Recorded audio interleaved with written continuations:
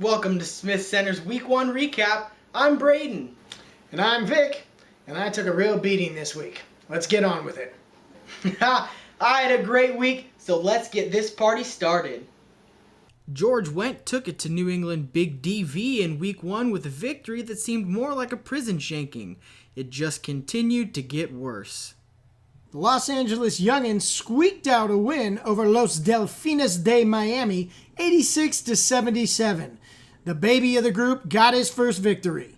What you got on my forte, homie, proved that fantasy is 90% luck, 10% skill, considering his auto draft team kicked the shit out of the rookie untouchables, 118-99. The rookie did have a good showing, though, for his first fantasy game ever.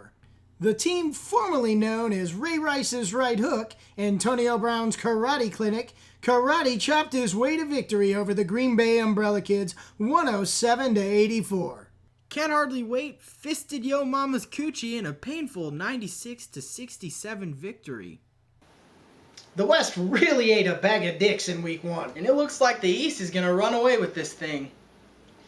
The East came strong out of the gate with What You Got on My Forte with 118, George Wendt with 115, and Antonio Brown's Karate Clinic, otherwise known as a.k.a. Brian the Dickface Lee, with 107.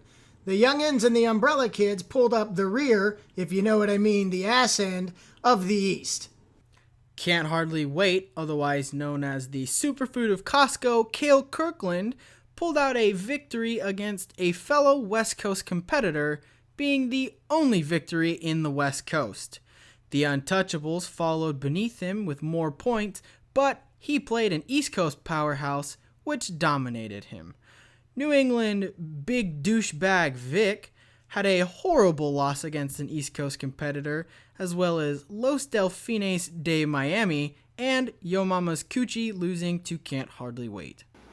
Let's take a look at each team's bench boner for Week 1. Roddy White's 13 couldn't have stopped the ass-pounding Vic took, even if it was doubled. George Wendt's bench boner, Andy Dalton, scored 18 points, but would have made absolutely no difference in his victory over New England's biggest douchebag, Vic. For the youngin, Greg Olson's 14 would have only made a difference if Delfine's bench boner Andrew Luck was started, which would have given Lucho the victory. Cordero Patterson's 18 and Steve Smith's 17 in the flex and wide receiver would have only furthered his league-high 118 points while pooping on the rookie's face for What You Got on My Forte, homie.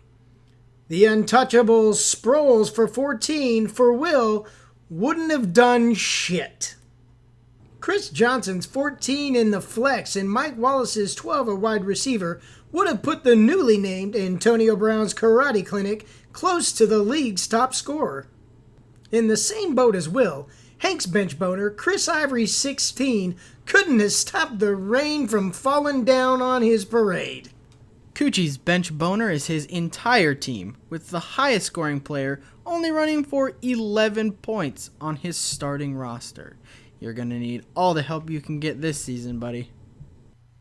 DeAndre Hopkins, Carlos Hyde, and Kelvin Benjamin scored 14, 11, and 15 points on the bench, which would have surely resulted in Yo Mama's Coochie being diagnosed with blue waffle from a severe pounding.